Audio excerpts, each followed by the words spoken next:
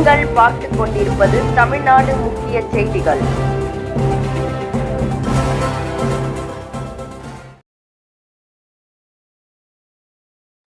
வணக்கம்.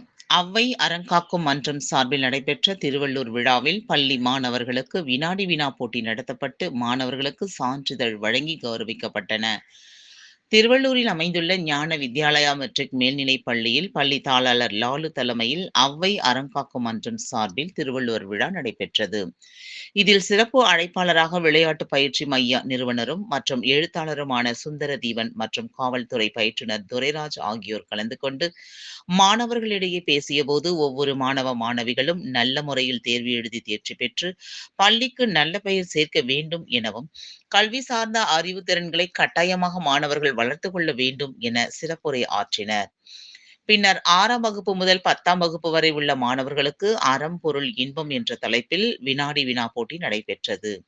இப்போட்டியில் வெற்றி பெற்ற மாணவ மாணவிகளுக்கு அவ்வை அறங்காக்கும் மன்ற நிறுவனர் சாந்தகுமாரி, எத்துராசன் சான்றிதழ்கள் மற்றும் புத்தக பரிசுகள் வழங்கி கௌரவித்தனர்.